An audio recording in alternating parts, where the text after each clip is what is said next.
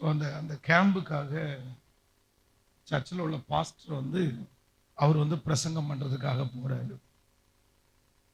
அப்போ அவர் என்ன சொல்கிறாரு அப்படின்னு சொன்னால், என் கூட வந்து ஒரு அஞ்சு பேர் என் கூட வர்றதுக்கு பர்மிஷன் இருக்குது, ஒரு 5 பேர் என் கூட வரீங்களான்னு கேட்டாங்க. கேட்ட உடனே அந்த அந்த கூட்டத்தில் இருந்த ஒரு 5 வாலிப தம்பிங்க மட்டும் ரொம்ப வேகமாக நான் வரேன் அப்படின்னு பேர் கொடுத்துட்டாங்க அந்த 5 பேர். அப்போ இவர் பிரசங்கம் பண்ண போகிறதுக்கு ஒரு வாரத்துக்கு முன்பாக அந்த கூப்பிட்ட பாஸ்டர் வந்து ஃபோன் பண்ணி அவர் என்ன சொன்னார் அப்படின்னு சொன்னால், பாஸ்டர் நீங்கள் வந்து வேணா ரொம்ப நெருக்கமான ஒரு 2 பேரை கூட்டிட்டு வாங்க, மற்றபடி எல்லா பிள்ளைகளையும் கூட்டிட்டு வர வேண்டாம். அவர் அவர் அவர் இவங்க இவங்க சர்ச்சுக்கு ஏற்கனவே வர்றதுனால அவருக்கு தெரிஞ்ச 2 பசங்களுடைய பேரை சொல்லி அவங்க 2 பேரை மட்டும் வேணா கூட்டிட்டு வாங்க, மற்ற பிள்ளைகளை நீங்க கூட்டிட்டு வர வேண்டாம், ஏன்னா என் கூட நிறைய பொட்ட பிள்ளைங்க வர்றாங்க அப்படின்னு சொல்லிட்டார். உடனே இவர் என்ன பண்றாரு அப்படின்னு சொன்னா, அந்த 5 பசங்களும் வந்து அந்த ப்ரேயருக்கு வர்றதுக்கு ரெடி ஆயிட்டாங்க. அவங்க திங்ஸ் எல்லாம் பேக் பண்ணிட்டாங்க. இப்பெல்லாம் வந்து நம்ம வந்து கேம்ப் இந்த மாதிரி வரணும் அப்படின்னு சொன்னா நிறைய பேர் வந்து வேணான்னு நினைப்பாங்க. ஏன் அப்படின்னா, இதை விட ஃப்ரெண்ட்ஸோட சந்தோஷமா இருக்கலாம், இதை விட வீட்டில் இருந்தால் நல்லா இருக்கலாம், இங்கே வந்தால் காலையில் எழுப்பி விட்டுருவாங்க, அப்புறம் வந்து ஜாம் பண்ணுன்னு சொல்லுவாங்க. ஆனால் அன்னைக்கு வந்து ரொம்ப கேம்ப் இதெல்லாம் குறைவாக இருக்கிறதுனால ரொம்ப இன்ட்ரெஸ்டடாக ரொம்ப அதனால ரொம்ப அவங்க ரெடி ஆயிட்டாங்க. அப்போ இந்த பாஸ்டர் வந்து நீங்கள் 3 பேரும் வர வேண்டாம்ப்பா, இந்த டைம் வேண்டான்னு பாஸ்டர் சொல்றாரு. உடனே இவங்க என்ன கேட்டாங்க அப்படின்னு சொன்னா, காரணம் என்ன, என்ன ரீசன், எங்களை கூட்டிட்டு போறதுக்கு என்ன காரணம் அப்படின்னு கேட்டாங்க. உடனே அந்த பாஸ்டர் வந்து அவரும் கொஞ்சம் மறைச்சு சொல்லியிருக்கலாம். சரி இல்லப்பா, நிறைய பேர் சேர்ந்துட்டாங்க, ஏதாவது ஒன்று சொல்லியிருக்கலாம். அவர் டக்குன்னு என்ன சொல்லிட்டார் அப்படின்னு சொன்னா, அந்த பாஸ்டர் எனக்கு ஃபோன் பண்ணி பெண் பிள்ளைங்க நிறைய வர்றாங்க, அதனால உங்க பசங்களை கூட்டிட்டு வர வேணாம் அப்படின்னு சொல்லிட்டாரு அப்படின்ட்டாங்க. வந்துச்சு. அப்ப என்ன வந்து நாங்க வந்து பொம்பளை பொறுக்கீங்களா, நாங்க என்ன அங்க வந்து லவ் பண்றதுக்கு வர்றோமா, நாங்க என்ன அப்படி பண்றதுக்கு வர்றோம்னு அவர் நினைச்சிட்டாரா, எங்களை அவ்வளோ குறைவா நினைச்சிட்டாங்களா அப்படின்னு அந்த 3 பேரும் வந்து, சரி இவ்வளவு குறைவா நீங்க நினைக்கிறீங்க அப்படின்னு சொன்னா நாங்க வந்து இனி உங்க கூட எப்படி இருக்க முடியும். 3 பேரும் சர்ச்சுக்கு வர்றதை நிப்பாட்டிட்டாங்க, திரும்பி வரல. அகைன் 11 வருஷம் தாண்டிச்சு. 11 வருஷம் தாண்டி அந்த 3 பேர்ல ஒரே ஒருத்தனுக்கு ஒரு பெரிய ஆக்சிடென்ட். அவன் பேர் கிறிஸ்டோபர். 11 வருஷம் தாண்டி அந்த ஆக்சிடென்ட்ல மரண படுக்கையில் இருக்கும்போது, இல்லை நான் இவ்வளவு ஒரு சூழ்நிலைக்கு தள்ளப்பட்டதற்கு காரணம் வந்து நான் வந்து அன்னைக்கு இழந்தது தான் அப்படின்னு நினைச்சிட்டு 11 வருஷம் தாண்டி திரும்ப சர்ச்சுக்குள்ள வந்து இன்னைக்கு ஆண்டவருடைய பிள்ளையா இருக்கிறான். ஆனா அவனுடைய வாழ்க்கையில் ஒரு பெரிய ஏமாற்றம் என்ன அப்படின்னா, ஒரே ஒரு சின்ன காரியத்திற்காக அதை பொறுத்திருக்கலாம், அதை ஒரு பெரிய விஷயமா எடுக்காம இருந்திருக்கலாம். ஆனா இந்த ஒரு விஷயத்தை வச்சுட்டு பிசாசு அவனை 11 வருஷம் ஆண்டவரை விட்டு வெளியே கொண்டு போயிட்டான். சின்ன ஒரு பெரிய விஷயம் இல்லை, அவன் நேரடியா பார்த்து திட்டல, இல்லை எல்லாருக்கும் முன்னாடி வச்சு அவனை அவமானப்படுத்தல, ஒண்ணுமே பண்ணல. எப்பா நீங்க இந்த டைம் நடக்கிற கூட்டத்துக்கு நீங்க வர வேண்டாம், எங்க கூட பொட்ட பிள்ளைங்க நிறைய பேர் வருவாங்க அப்படின்னு சொல்ற அந்த அந்த ஒன்றை மட்டும், அந்த அந்த ஒரே ஒரு விஷயத்தை வச்சு 11 வருஷத்தை பிசாசு வந்து வேஸ்ட் பண்ண வச்சுட்டாங்க. நீங்க நீங்க என்ன நினைக்கிறீங்க, ஆண்டவரை விட்டு நீங்க பிசாசு வந்து ஆண்டவரை விட்டு உங்களை பிரிச்ச உடனே அவனுக்கு என்ன கிடைக்கும்னு நீங்க நினைக்கிறீங்க? ஏன் உங்களை பிரிக்கிறான்னு நினைக்கிறீங்க? நிறைய பேர் என்ன நினைப்பாங்கன்னா, ஆண்டவரை பிரிச்ச உடனே எனக்கு அடி விழுகுமோ, ஆண்டவரை பிடிச்ச உடனே எனக்கு எதிர்காலம் நல்லா இல்லாம இருக்குமோ, ஆண்டவரை பிரிச்ச உடனே வந்து எனக்கு வந்து பணம் எல்லாம் என்ன விட்டு போயிருமோ. ஒண்ணு மட்டும் நீங்க நினைச்சுக்கங்க, பிசாசு வந்து உங்களுக்கு நீங்க ஆண்டவரை விட்டு போன உடனே வந்து நீங்க நஷ்டமாயிருவீங்க, நீங்க ஒண்ணும் இல்லாம போயிருவீங்க, நீங்க சம்பாதிக்க மாட்டீங்க அப்படின்னு நான் சொல்லவே மாட்டேன். அப்ப ஆண்டவரோட இல்லாதவங்க, ஆண்டவருக்கு விரோதமா இருக்கிறவங்க எல்லாம் இன்னைக்கு சம்பாதிக்காமலா இருக்காங்க, காரோடையும் பங்களாவோடையும் இல்லாமலா இருக்காங்க. ஆனா ஒன்று நினைச்சுக்குங்க, அவனுக்கு உங்க மேல வேற எந்த டார்கெட்டும் இல்லை. ஒன்னே ஒண்ணு, ஆண்டவரை விட்டு உங்களை பிரிச்சா போதும் அப்படின்றது மட்டும்தான். இந்த நேஷனல் ஜியோகிராஃபி, இன்னும் வந்து இந்த டிஸ்கவரி, இந்த சேனல் எல்லாம் நீங்க பாப்பீங்க அப்படின்னு சொன்னா, நிறைய வந்து மாடுகள் வந்து கூட்டமா போயிட்டு இருக்கும் பாருங்க. சிங்கம் வந்து பார்த்துட்டே இருக்கும், தன்னுடைய இறைய பார்த்துட்டே இருக்கும். ஆனா இந்த மாடுகள் கூட்டமா போயிட்டு இருக்கும்போது இந்த சிங்கங்கள் வந்து அந்த பக்கத்துல அட்டாக் பண்ணாது.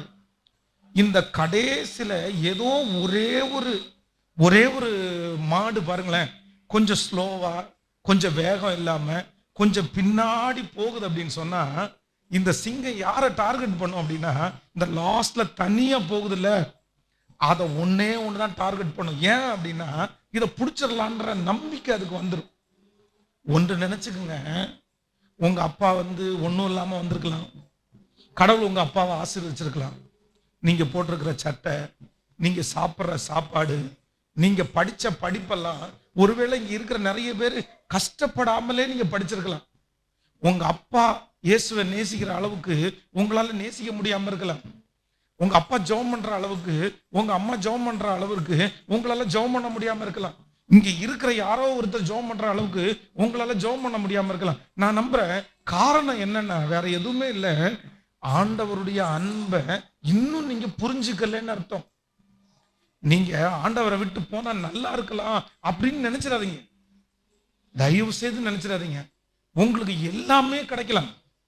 சீடர்கள் வந்து ஆண்டவரோடு கூட இருந்தாங்க, ஆண்டவரோட நடந்தாங்க, ஆண்டவரோடு கூட சாப்பிட்டாங்க, ஆண்டவரோடு கூட ஊழியத்திற்கு போனாங்க. ஆனா ஒரு காலகட்டம் வரும்போது அவங்களுக்கு என்ன தோணுச்சு அப்படின்னா, சரி ஆண்டவரோட இருந்தா நமக்கு என்ன ஃபியூச்சர், ஜபம் ஜபம் ஜபம் இருந்தா எனக்கு என்ன ஃபியூச்சர், ஊழியம் ஊழியம் இருந்தா எனக்கு என்ன ஃபியூச்சர், நீர் என்னத்தை தருவீர். ஆண்டவர் என்ன சொல்றாருன்னா, நரிகளுக்கு குழி உண்டு, மனுஷகுமாரனுக்கோ தலை சாய்க்கிறதற்கு இடம் இல்லை. அப்போ இந்த ஆண்டவரோட போனா ஒண்ணுமே கிடைக்காதுன்னு நினைச்சிட்டு ஒரு காலகட்டத்துல பின்மாறி வேலைக்கே போயிட்டாங்க, தாங்கள் எடுத்து வந்த இடத்துக்கே போயிட்டாங்க. ஆனா வேதம் சொல்லுது, அவங்க போய் ஒண்ணுமே சாதிக்கல, அவங்க ஒண்ணுமே வெற்றி அடையல. அவங்களுக்கு திறமைகள் இருந்தலாம். ஒன்று நினைத்துக் கொள்ளுங்கள், உலகத்துல இருக்கிற ஒரு மனுஷன் ஆண்டவர் இல்லாம இந்த உலகத்துல ஜெயிச்சிடலாம், உலகத்தை மட்டும்தான் அவங்க ஜெயிப்பாங்க. ஆனா நீங்க மனதுல ஒன்று நினைச்சுக்குங்க, நீங்க ஆண்டவர் இல்லாம நீங்க எங்க போனாலும் அதுல வெற்றி உங்களுக்கு வராது. நீங்க எங்க சுத்தினாலும் எங்க போனாலும் நீங்க ஆண்டவரிடத்துல வந்துதான் ஆகணும், கண்டிப்பா வந்துதான் ஆகணும். ஆனா நீங்க வருகிறதற்கு தாமதிக்கிற ஒவ்வொரு நிமிஷமும் நீங்க தான் இழக்கிறீங்கன்றத மறந்துடாதீங்க. 11 வருஷம் தாண்டி கிறிஸ்டோபர் வந்துட்டான். ஆனா 11 வருஷம் தாண்டி ஆனாலும் கண்டிப்பா ஆண்டவரிடத்துல அவன் வந்துதான் ஆகணும். ஆனா தன்னுடைய வாழ்க்கையில எத்தனை வருஷத்தை வேஸ்ட் பண்ணிட்டான் அப்படின்னா, 11 வருஷத்தை வேஸ்ட் பண்ணிட்டான். இப்போ என்ன சொல்றான் அப்படின்னா, என்னுடைய காலம் தாண்டி போயிருச்சு, நான் இனி ஜெபம் பண்றதுக்கு டைம் இல்லை, எனக்கு கமிட்மெண்ட் வந்துருச்சு, எனக்கு பிள்ளைங்க பிறந்துட்டாங்க, நான் இனி ஒண்ணுமே பண்ண முடியாது. நான் மட்டும் இந்த 11 வருஷத்தை வேஸ்ட் பண்ணாம இருந்திருந்தா ஆண்டவருக்காக பெருசா நான் செஞ்சிருப்பேன். அப்போ நீங்க இந்த ஜெபத்துல இருக்கிற நீங்க நிறைய பேரு, நான் நம்புறேன், உங்களுக்கு வந்து ஒண்ணு போதும். நீங்க நிறைய பாவத்தை எல்லாம் செய்ய வேண்டாம், நிறைய தப்பெல்லாம் பண்ண வேண்டாம். பிசாசை பொறுத்த அளவுல சில நேரத்துல 1000 பாவத்தை உங்களுக்கு செய்ய வைக்க மாட்டாங்க. ஆனா ஒரே ஒரு பாவத்தை உங்களிடத்திலிருந்து ஸ்டார்ட் பண்ணி 1000 பாவம் செய்ய வைக்கிறவன் தான் பிசாசு. சிம்சோன் வந்து நல்லவனா கெட்டவனா அப்படின்னா, நான் சொல்றேன் 90% நல்லவன், தன்னுடைய ஜனங்கள் அடிக்கப்படுகிறத விரும்பாதவன். தன்னுடைய ஜனங்களுக்காக திறப்புல நின்றவன், தன்னுடைய தாய் தகப்பனை நேசிச்சவன். எத்தனையோ நல்ல கேரக்டர் இருக்குது. ஆனா அவனிடத்துல இருந்த ஒரே ஒரு மைனஸ் என்ன தெரியுமா? அவன் அவன் வந்து பெண்கள் விஷயத்துல வீக். அவனுடைய கண்ணுல அவன் வீக். எங்க போனாலும் ஒரு பொண்ணு பார்த்தானா, அந்த பொண்ணு அவனை விட்டு போயிச்சா, சரி இன்னொரு பொண்ணு. இந்த ஒரே ஒண்ணு அவனை எங்க கொண்டு போய் விட்டுச்சு அப்படின்னா, அவனுடைய 2 கண்ணையும் பிடுங்கி எதிரிக்கு முன்பாக அவன் வெட்கப்படுகிற விதமா ஆயிருச்சு. நீங்க நிறைய பேர் நீங்க சொல்லலாம், நீங்க எல்லா விதத்திலையும் சரியானவர்களா இருக்கலாம், ஊழியம் செய்யலாம், ஸ்பீக்கர் தூக்கலாம், நல்ல பிள்ளைங்களா இருக்கலாம், உங்க அம்மா அப்பாவை நீங்க நேசிக்கலாம், உனக்குள்ள 1000 கேரக்டர் இருக்கலாம். ஆனா ஒண்ணு மட்டும், பாஸ்டர் இல்லைன்னா அண்ணன், நான் ஒண்ணுல மட்டும் வீக். நான் சொல்றேன், அந்த அந்த ஒன்னதான் நீ ஜெயிக்கணும்னு ஆண்டவர் எதிர்பார்க்கிறாரு.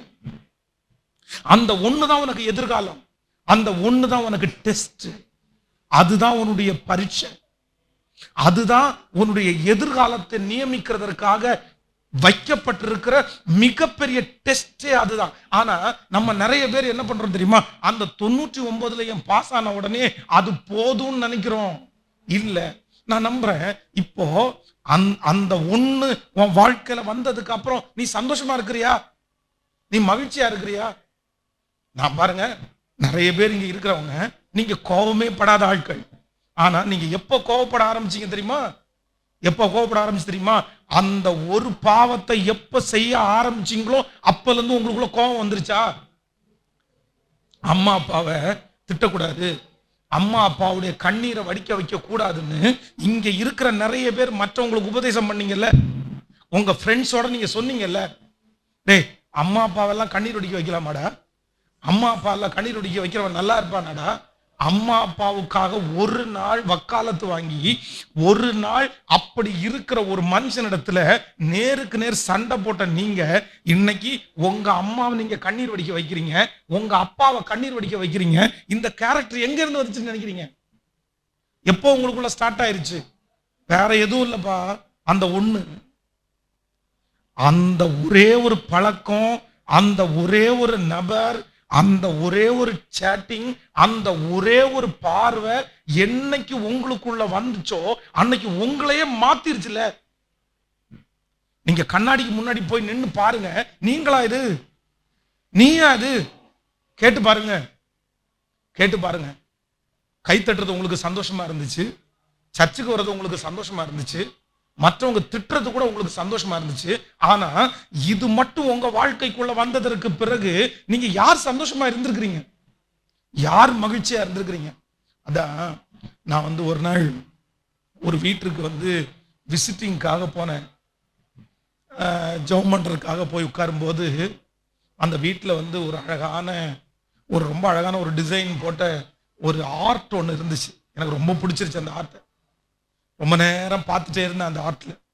அப்போ அது வந்து ரொம்ப அழகான ஒரு கடல், அந்த கடலை சுற்றி நிறைய மரங்கள். அப்போ அந்த கடலுடைய கரையில வந்து ஒரு பெரிய போட், ஒரு பெரிய கப்பல்.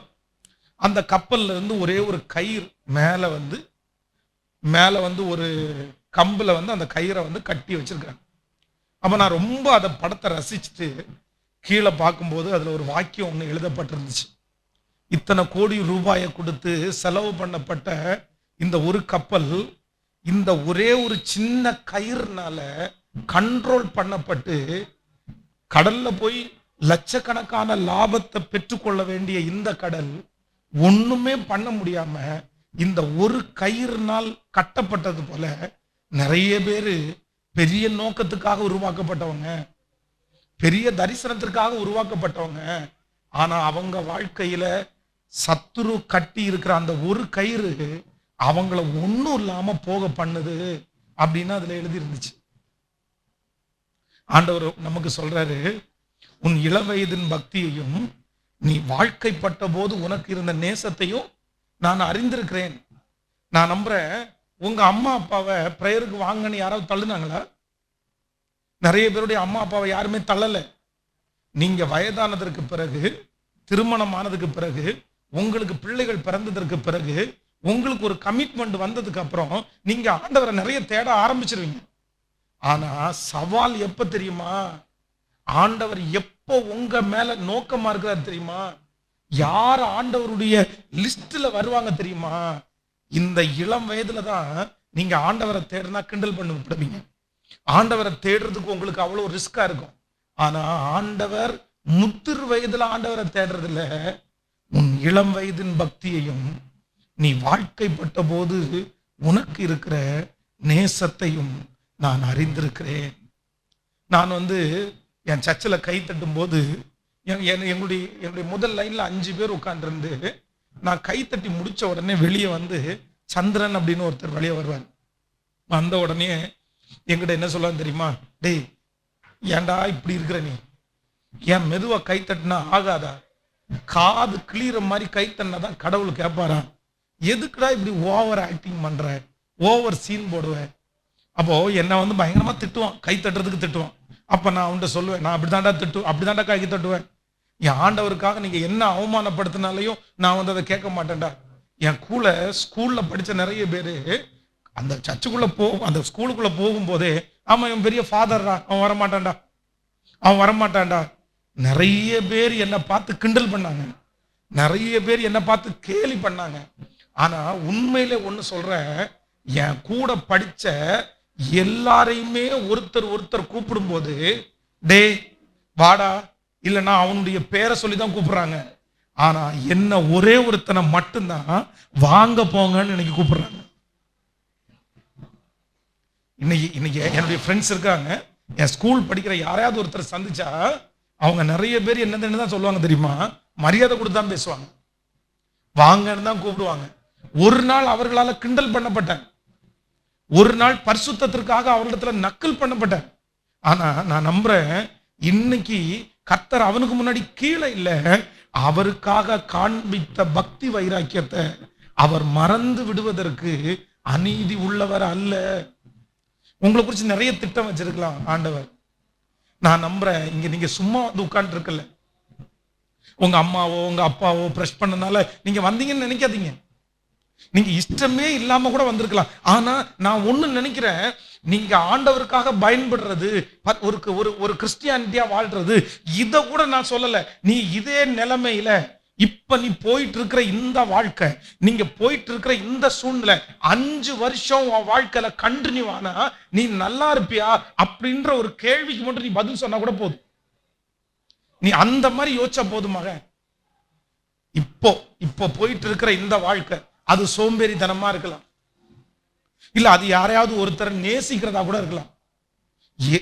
ஏதாவது ஒரு ஹோமோசெக்ஸோ இல்லைன்னா ஒரு லெஸ்பியனோ ஏதாவது ஒண்ணுல நீ அடிமையா கூட இருக்கலாம். இல்லைன்னா ஓவரா நீ மொபைல வச்சு பார்த்து மணிக்கணக்கா வேஸ்ட் பண்றவனா இருக்கலாம். இப்போ நான் உன்ட்ட ஒன்னே ஒண்ணு மட்டும் கேட்கிறேன், நீ போயிட்டு இருக்கிற இந்த வாழ்க்கை 5 வருஷம் உன் வாழ்க்கையில கண்டினியூ ஆயிடுச்சுன்னா உன்னுடைய வாழ்க்கையினுடைய முடிவு என்ன?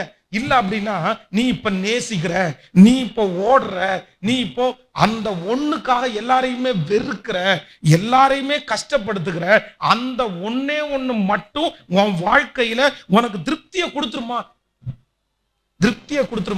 அந்த மொபைல் சரி, அது போதுமானதா இருக்குதா? அது உனக்கு போதுமா? அதுவே உன்னுடைய வாழ்க்கையில கடைசி வரைக்கும் உன் கூட இருந்துருமா? இதை வச்சுட்டு கடைசி வரைக்கும் உன் வாழ்க்கை நீ கொண்டு போக முடியுமா? அப்போ நான் நம்புறேன், ரொம்ப தூரம் நீங்க போயிட்டீங்க அப்படின்னு சொன்னா நான் நம்புறேன் நீங்க ரொம்ப கஷ்டப்படுவீங்க திரும்பி வர்றதுக்கு. ஆனா நீங்க திரும்பி வந்துதான் ஆகணும், நீங்க கண்டிப்பா திரும்பி வந்துதான் ஆகணும், வேற வழி இல்லை.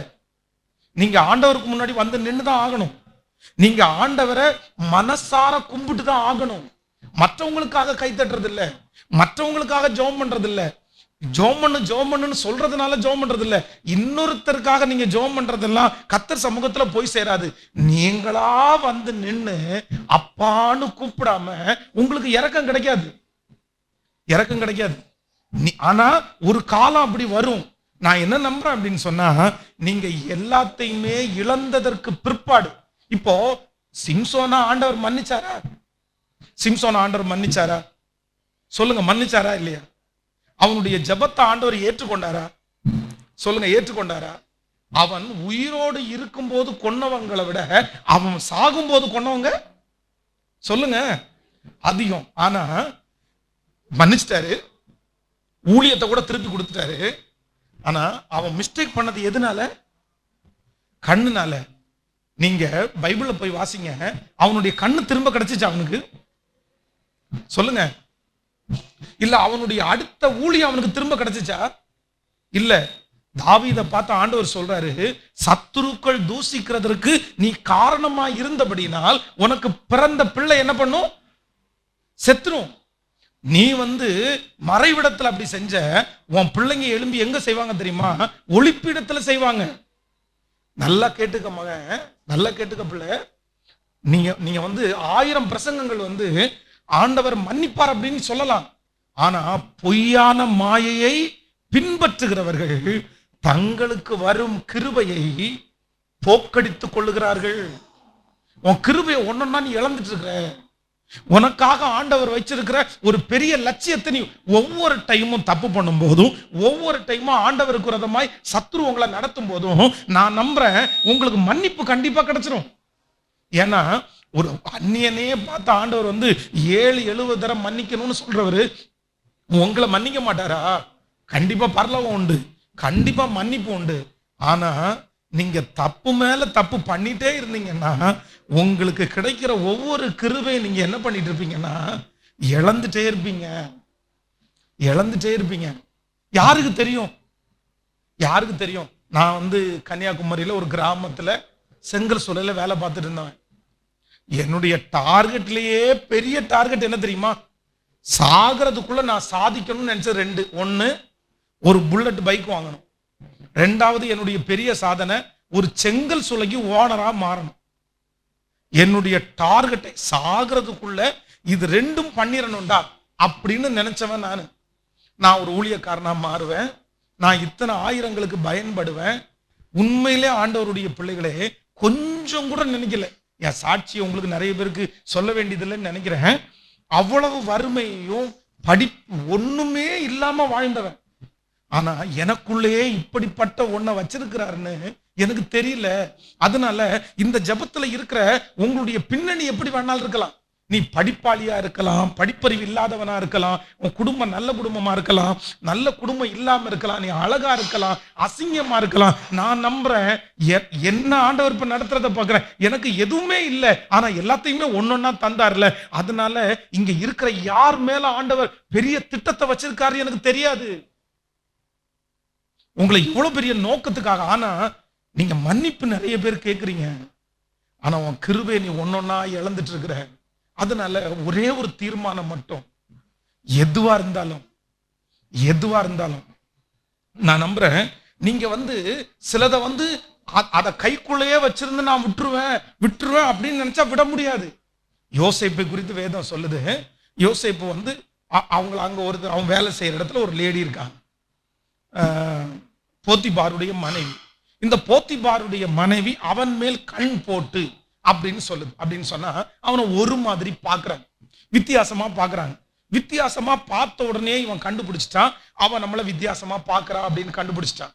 இப்போ அவனுக்கு இருக்கிற ஒரே ஆதரவு எங்க அப்படின்னா அந்த வீடுதான் அவனுக்கு ஆதரவு. அவன் களவாய் கொண்டு வரப்பட்டவன், விலைக்கு வாங்கப்பட்டவன். அந்த வீட்டுல தான் அவனுக்கு சோறு கிடைக்குது. இப்ப நல்லா கவனிச்சுக்குங்க, இந்த வீட்டை விட்டு வெளியே போனா நான் கஷ்டப்படுவேன்னு அவனுக்கு தெரியும்.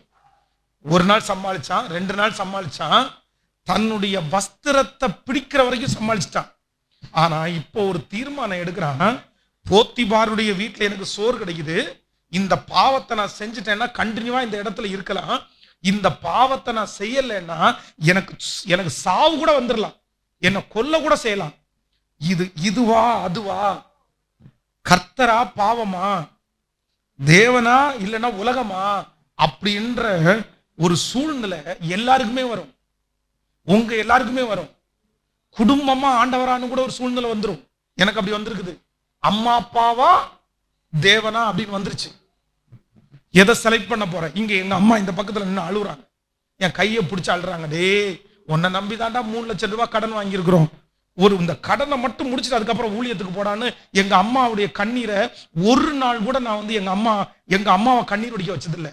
ஒரு சிங்கிள் டே எங்க அப்பாவை ஒரு நாள் கூட எதிர்த்து கூட நான் பேசினதில்லை. ஒரு நாள் கூட எதிர்த்து பேசுனதில்லை.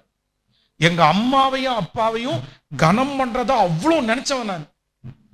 ஆனா எங்க அண்ணன் அதுக்கு நேரம் ஆப்போசிட். எங்க அண்ணன் எங்க அம்மாவை கூப்பிடும் போதே எப்படிதான் கூப்பிடுவான்னா, ஒரு கெட்ட வார்த்தை சொல்லி தான் கூப்பிடுவான் எங்க அம்மாவை. அவன் வாயிலிருந்து அப்படியே கெட்ட வார்த்தை வந்துட்டே இருக்கும். தண்ணி எடுக்க போகணும்னு எங்க அப்பா சொல்லுவாரு, போக மாட்டான்டா அப்படின்னு தான் சொல்லுவேன் எங்க அண்ணன். ஆனா நான் கண்டிப்பா போயிடுறேன்ப்பா அப்படின்ட்டு போகாம இருந்திருக்கிறேன். ஆனா அவங்களுக்கு அப்படி. ஆனா ஒரு காலத்துல ஊழியத்திற்காக ஆண்டவர் அழைச்சு பாஸ்டர் எல்லாம் சொல்லிட்டாரு. இப்ப எங்க அம்மா கையை பிடிச்சு அழுறாங்க, டே டே டே இது ஒரு 3 வருஷம் கூட இருந்துட்டு போடா, இப்ப எனக்கு ஒரு பரீட்சை வருது. இந்த மாதிரி உங்க வாழ்க்கையில மொபைலா ஆண்டவரா, அந்த நபரா ஆண்டவரா, அந்த பாவமா ஆண்டவரா, உங்களை பார்த்து கேட்கிறேன், ஆண்டவருடைய சமூகத்துல கேட்கிறேன், நீங்க யாராவது ஒரு 10 பொருத்தனையாவது எடுத்துக்கிறியாப்பா? ஒரு பொருத்தனை எடுத்துருக்கீங்களா? ஒரு நாளாவது சரி என்னதான் இருக்கட்டும், இவ்வளவு தூரம் ஆண்டவர் அறிஞ்சிருக்கிறோமே. உங்களுக்கு எல்லாருக்குமே தெரியும் நம்ம ஆராதிக்கிற தெய்வம் உண்மையுள்ளவர்னு. தெரியுமா தெரியாதா? உங்களுக்கு தெரியுமா தெரியாதா? சொல்லுங்க, தெரியுமா? நம்ம ஆராதிக்கிற தெய்வம், இந்த உலகத்துல எத்தனையோ தேவர்கள் இருக்கிறாங்க, மனுஷங்க எத்தனையோ பேரை கடவுள்னு கும்பிடுறாங்க. ஆனா அவங்க எல்லாரை காட்டிலும் நான் ஆராதிக்கிற தெய்வம் தான் உண்மையானவர்னு உங்களுக்கு தெரியுமா தெரியாதா? நல்லா சொல்லுங்க சத்தமா. சரி, என்னைக்காவது ஒரு நாளாவது ஆண்டவருக்கு முன்னாடி போய் நின்று, ஆண்டவருடைய சமூகத்துல நின்று, யாருமே சொல்லாம பர்சனலா ஏசப்பா ஆசையா நீங்க அழுதுருக்கீங்களா? நீங்க சந்தோஷப்பட்டிருக்கீங்களா? ஒரு வசனத்தை விசுவாசிட்டு இருக்கீங்களா? இல்ல ஒரு டான்ஸ் மாதிரி ஒண்ணு பண்ணி இருக்கிறீங்களா? ஐ லவ் யூ ஆண்டவரே அப்படின்னு சொல்லியிருக்கீங்களா? சாரி சாரி சாரி சாரி அப்படின்னு சொல்லியிருக்கீங்களா? நான் நம்புறேன் எத்தனையோ மனுஷங்க முன்னாடி சொன்னீங்கல்ல. அப்போ உங்களுக்கு அந்த தொடுதலே இன்னும் வரலையா? அப்ப என்னைக்கு நீங்க போய் நிப்பீங்க? என்னைக்கு நீங்க ஆண்டவரை அறிவீங்க? நான் நம்புறேன் வெறும் கோயிலுக்கு போறதுனால கிடைச்சிடாது, யூத் மீட்டிங்ல இருக்கிறதுனால கிடைச்சிடாது, பாட்டு போட்டியில நிக்கிறதுனால கிடைச்சிடாது, இல்லைன்னா மேல பாட்டு பாடுறதுனாலயோ, நீங்க சேர் எடுத்து போறதுனாலயோ, சர்ச்சில் முக்கியமானவங்களா இருக்கிறதுனாலயோ, இந்த வசனத்தை மொத்தத்தையும் மனப்பாடமா ஒப்பிச்சதுனாலயோ நீங்க ஆண்டவருடைய பிள்ளைகளா மாறிட முடியாது. உங்க ஒவ்வொருத்தரையும் ஆண்டவர் ஆசீர்வதிக்கணும்னா, ஆண்டவர் தொடணும்னா, உங்களுக்கு என்ன வேணும் தெரியுமா? பர்சனலா, தனியா. நீ ஆண்டவரை எப்படி சந்திக்கணும்? எப்படி சந்திக்கணும்? கூட்டத்தோட மட்டும் இல்ல, கூட்டத்தோட மட்டும் இல்ல, தனியா சந்திக்கணும். சிலர் ரொம்ப கேவலமாலாம் சொல்லுவாங்க.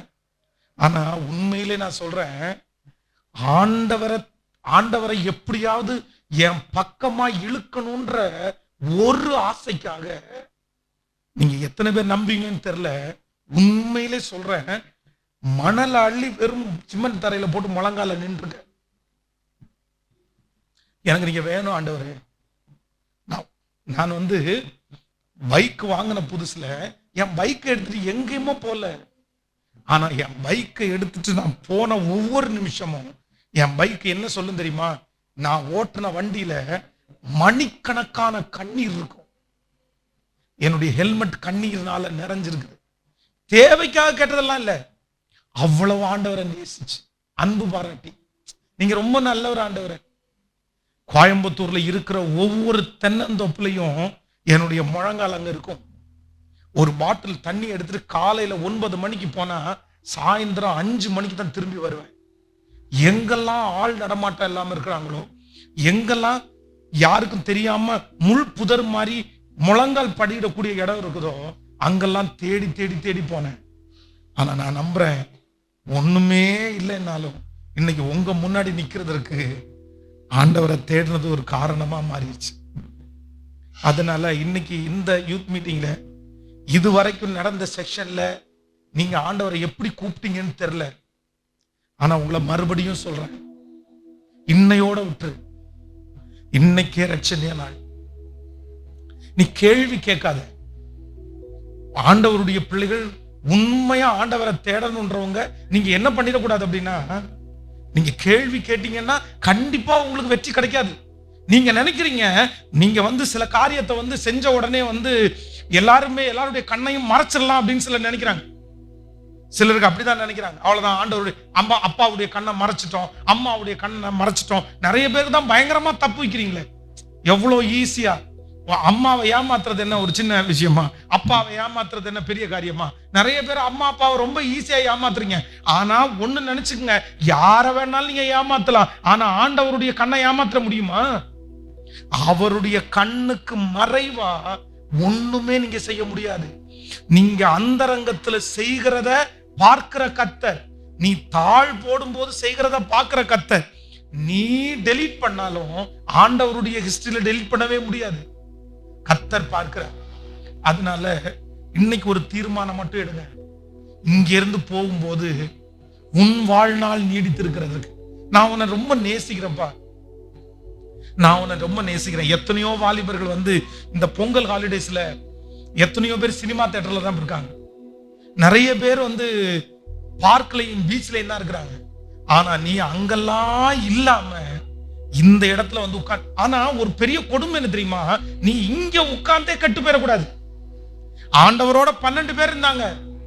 அதுல ஒருத்தன் யூதாஸ் காரியோத்து ஆண்டவருடைய அற்புதத்தை பார்த்தான், ஜபத்தை பார்த்தான். ஆனா அவன் வாழ்க்கை மாறல. ஆனால ஆண்டவரை தேடிட்டு இந்த கேம்புக்கு வந்து இங்க கூட லவ் பண்ணணும்ன்ற எண்ணம் எப்படி வரும் உங்களுக்கு? சொல்லுங்களேன். இங்க கூட ஒரு பொண்ணுக்காக வர்றதுக்கு எப்படி உங்களுக்கு யோசனை வருது? இங்க வந்து கூட உங்களுடைய டெம்ப்டேஷனை நீங்க அடக்காம, இது தேவ சமூகம்னு தெரியும், ஜபம்னு தெரியும். அப்படி இருந்தா எப்படி நல்லா இருக்க முடியும்? எப்படி வாழ முடியும் சொல்லுங்க? அப்ப உங்க கையில கொடுக்கிற பொறுப்பை, உங்க எதிர்காலம் என்ன? நீங்க எப்படி இருப்பீங்க? அதனால இன்னைக்கு ஒரு தீர்மானத்தோட எடுங்க. இல்ல, நான் போகும்போது நான் வெறுமையா போக மாட்டேன். போதும் போதும் போதும், நான் திரும்பி வர்றேன். ஆமென் சொல்லுங்க பார்க்கலாம். சத்தமா ஒரு ஹல்லேலூயா சொல்லுங்க. அப்படியே எழும்பி நிற்கலாமா? எல்லாம் அப்படியே எழும்பி நின்னு Thank you Jesus.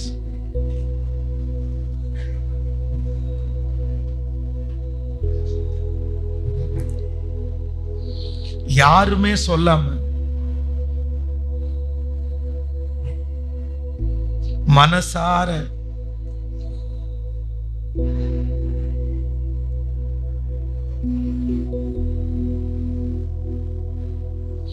ஆண்டவர் இந்த ஜெபத்துல நிறைய பேரை பார்த்து அப்படிதான் நான் வந்து நிறைய செய்தி ஆயத்தம் பண்ணி இருக்கிறேன். ஆனா இந்த ஹாலுக்குள்ள என்டர் ஆகும்போது ஆண்டவர் உங்களிடத்துல பேசும்படியாய் கேட்கும்படியாய் சொன்ன ஒரே ஒரு வார்த்தை, இந்த ஒண்ணு மட்டும் உனக்கு போதுமா? இந்த ஒண்ணு மட்டும் உனக்கு போதுமா? இதுதான் உன் எதிர்காலமா?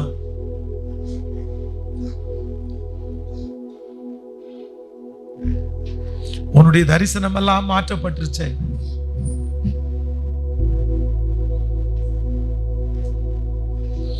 நிறைய இடத்துல முதன்மையா இருந்த நீங்க நிறைய பேரு பின்னாடி தள்ளப்பட்டீங்களே.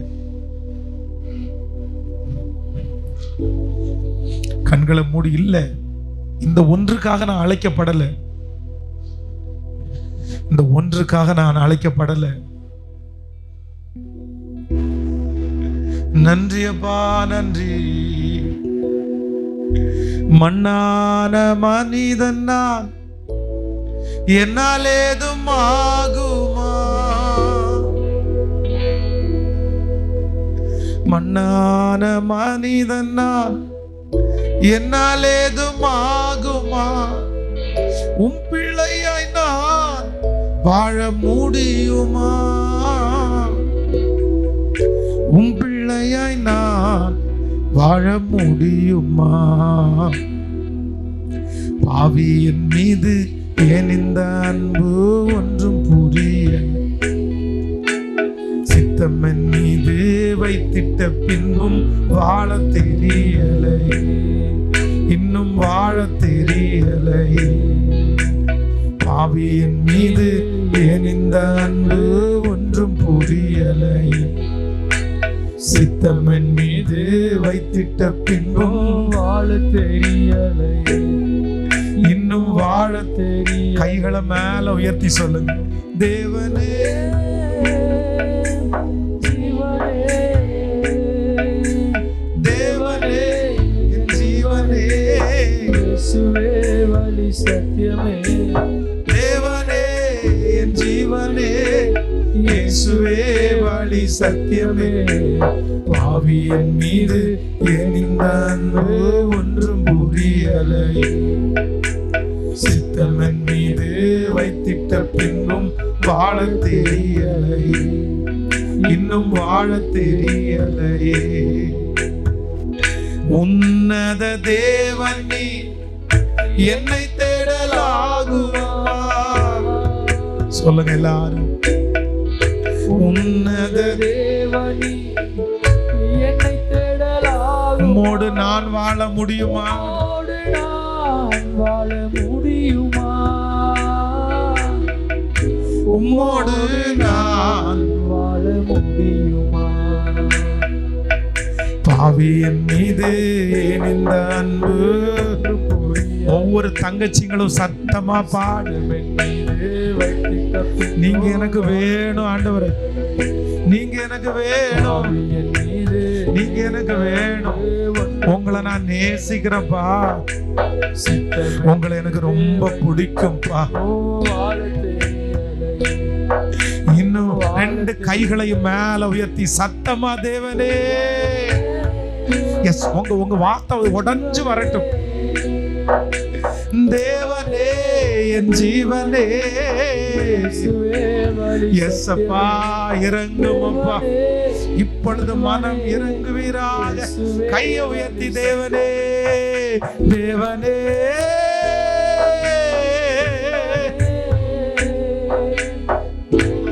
நன்றி அப்பா, நன்றி அப்பா, வழி சத்தியமே, தேவனே என் ஜீவனே, இயேசுவே வழி சத்தியமே, நன்றி அப்பா, நன்றி,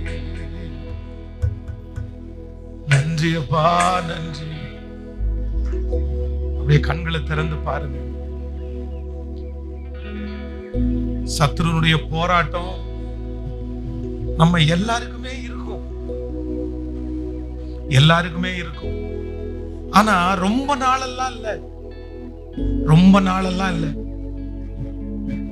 நீங்க சிலதை தியாகம் பண்ணாட்டா, சிலதை நீங்க விடாட்டா, நான் நம்புறேன் அது விடுறது மற்றவங்களுடைய பார்வைக்கு ஒருவேளை ஏமாந்தது மாதிரி தெரியல. ஆனா ஒண்ணு நினைச்சுக்குங்க, இது ஒவ்வொன்னுடைய ஆசீர்வாதத்தையும் நீங்க எப்ப பாப்பீங்க தெரியுமா?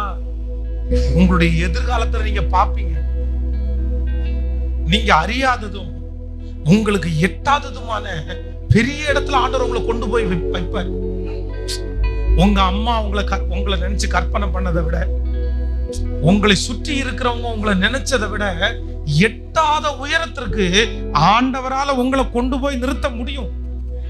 நீங்க நம்புறீங்களா இல்லையா? எத்தனை பேர் ஆமோதிக்கிறீங்க? ஏசா வனசஞ்சாரி. ஏசாவுக்கு ஆண்டவரை பிடிக்கும்னா பிடிக்குமானா கிடக்கு பிடிக்கும், கொஞ்சம் பிடிக்கும்.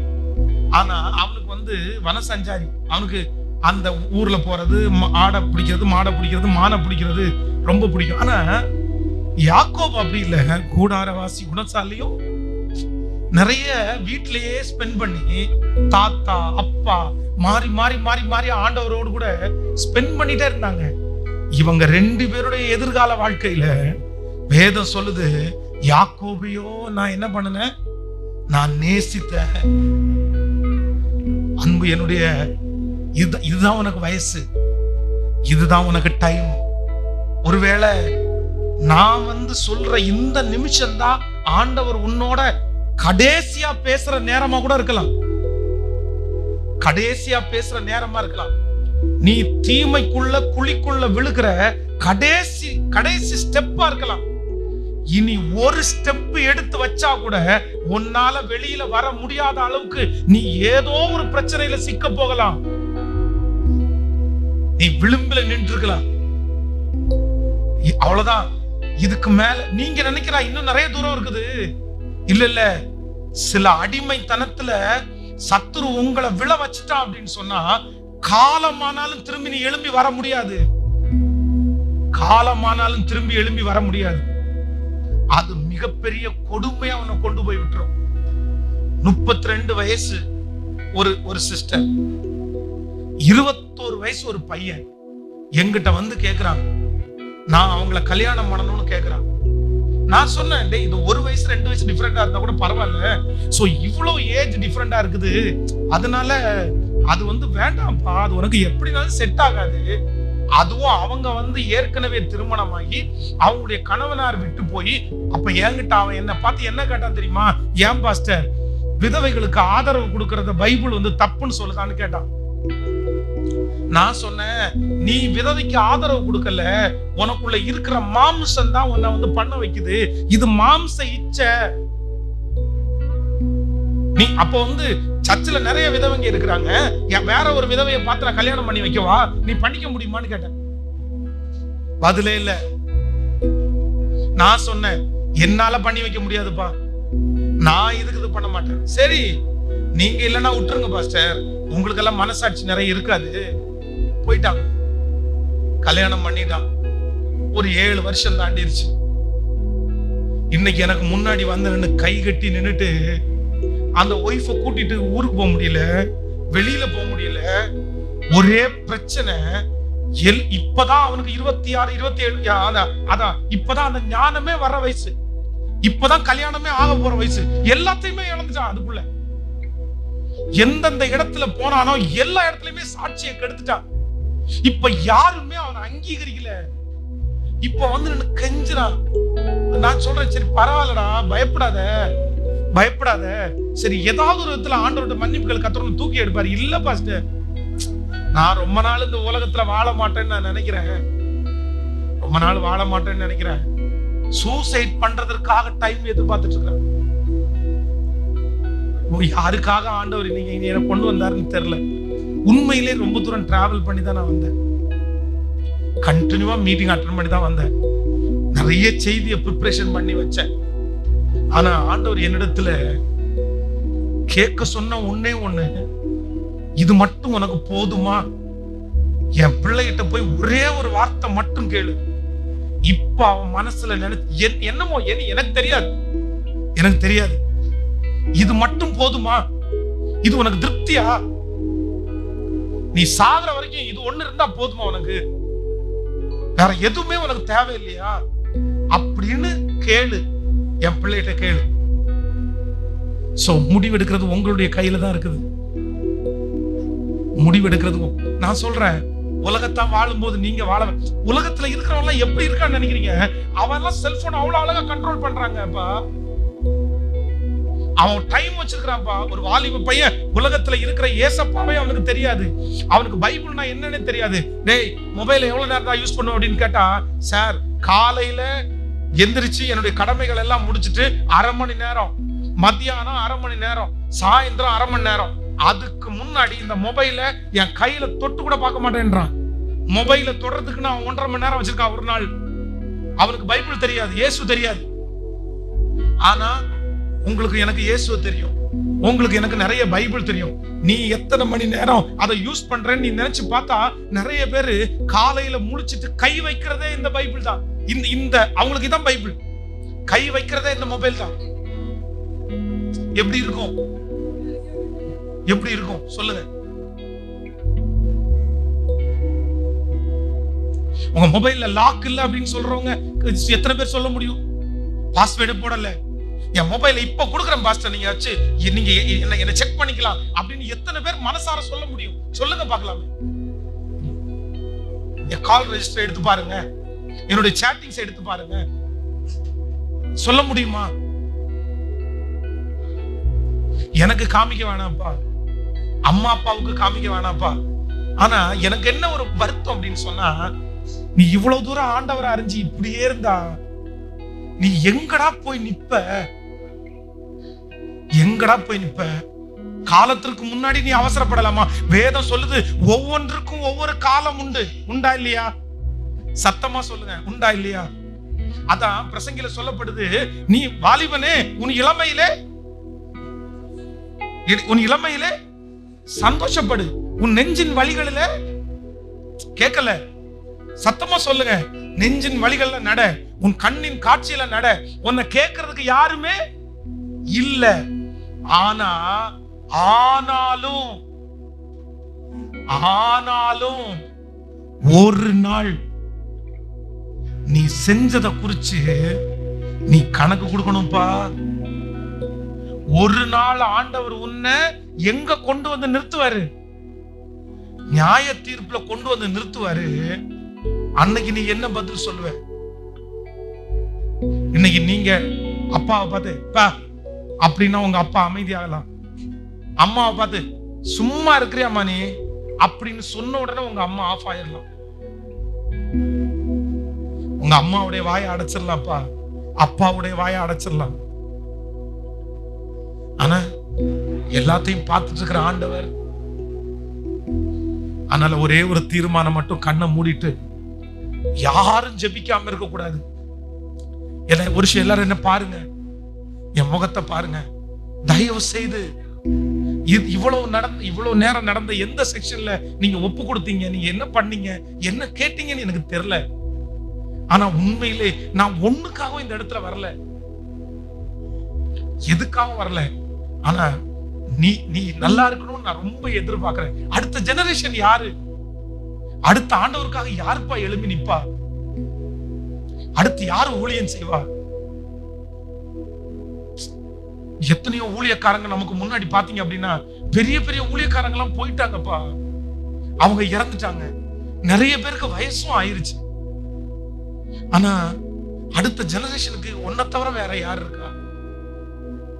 நீ எழும்பணுமே, நீ நிக்கணுமே. உன் அஸ்திபாரமே நிர்மூலமானா நீ எப்படிப்பா ஊழியம் செய்வ? உனக்கு அஸ்திபாரமே இல்லையே. நீயே உள்ள தப்ப வச்சுட்டு எப்படி அடுத்தவனை சீசன் ஆக்குவ? நன்றி ஆண்டவரே.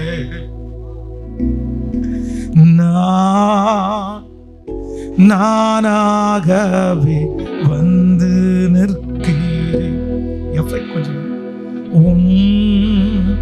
பிரசனத்தில் வந்து நிற்கிறேன். நானாகவே வந்து நிற்கிறேன். பிரசனத்தில் வந்து நிற்கிறேன். நீர் இன்று என் ஏற்றுக்கொள்வீரா? ராஜ்யத்தில் சேர்த்து கொள்வீரா?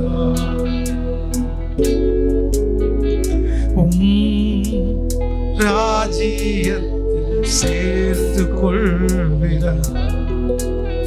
யோசேப்பை போல் நான் ஒழுங்கில்லையே, நோவாவை போல் நீதிமானும் இல்லை.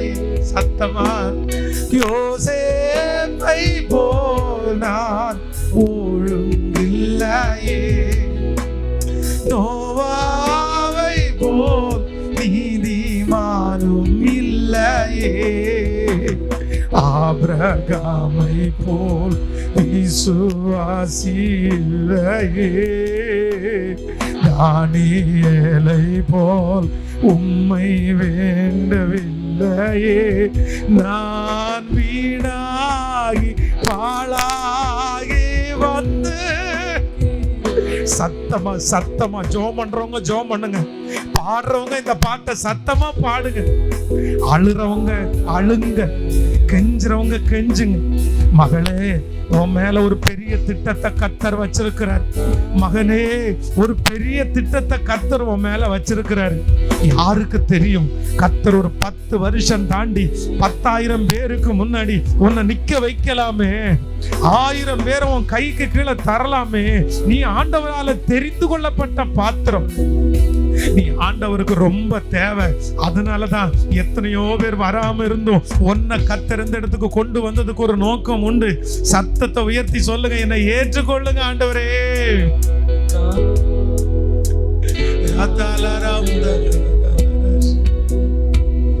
இயேசுவேன்னு சத்தத்தை உயர்த்தி பேசுங்க. அப்படியே அப்படியே வாயை திறந்து பேசுங்க. மனசார ஆண்டவரிடத்துல பேசுங்க. எஸ், வேற யாரையும் பார்க்க வேண்டாம். உங்களுடைய இருதயத்தை திறந்த ஆண்டவரிடத்துல சொல்லுங்க. ராஜ்யத்தை சேர்த்துக்கொள். ஒரு விஷயம் கூட சொல்லுவோம், யோசேப்பை போ, யோசேப்பை போல்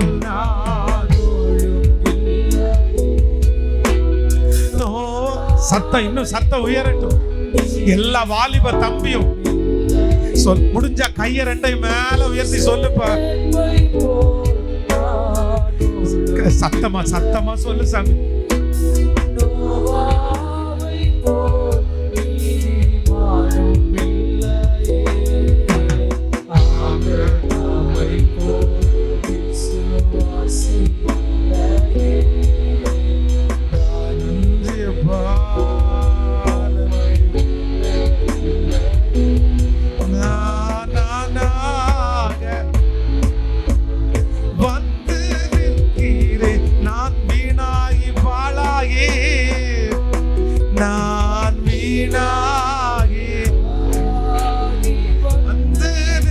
திரும்ப திரும்ப கையை உயர்த்தி என்ன தூக்கி எடுங்க ஆண்டவரே, என்ன தூக்கி எடுங்க ஆண்டவரே.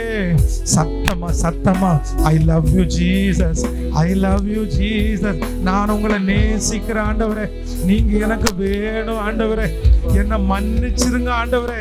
சத்தத்தை உயர்த்தி இந்த ரெண்டு வார்த்தையும் மறுபடியும் மறுபடியும் ஏசப்பா காதுல கேட்கட்டும். சாரிப்பா சாரிப்பா சாரிப்பா. நீங்க எச்சரிக்கை எச்சரிக்கை கேட்கல, நீங்க சொல்ல சொல்ல கேட்கல, நீங்க சொல்ல சொல்ல கேட்கல. அப்பா அப்பா, என்ன தூக்கி எடுக்க வாங்கப்பா. எனக்கு வேண்டாம் ஆண்டவரே, நான் நீதிமானா இல்லையே. என் மிஸ்டேக்ஸ் எல்லாம் மாற்றப்படட்டும். ஸ்தோத்திரம், உங்களை நான் நேசிக்கிறேன். Yes yes. அப்படியே நிறுத்தாம ஜெபம் பண்ணிட்டேன்.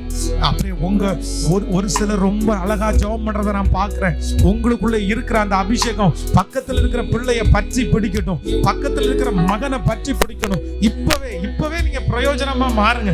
நல்ல ஜெபிக்கிற தம்பிங்க இருக்கிறீங்க, நல்ல ஊழியம் செய்யற தம்பிங்க இருக்கிறீங்க. நீங்க சத்தத்தை உயர்த்தி ஜெபம் பண்ணுமாங்க. உங்ககிட்ட இருக்கிற அந்த ஃபயர் மற்றவங்களை தொடணும். சத்தத்தை உயர்த்தி எஸ் எஸ் எஸ் எஸ், முழு முழு பலத்தோடு இயேசுவேன்னு சொல்லி. நன்றி அப்பா, நன்றி ஆண்டவரே, நன்றி ஆண்டவரே. சத்தத்தை உயர்த்தி உன் தொண்டை உடையிற வரைக்கும் நீங்க எனக்கு வேணும் ஏசப்பா, நீங்க எனக்கு போதும் ஏசப்பா. அவர் கொடுக்காதது வேற என்ன உனக்கு யாரு கொடுத்துட போற? கண்ணை மூடி அப்படியே ஜெபம் பண்ணிட்டு நன்றி ஆண்டவரே.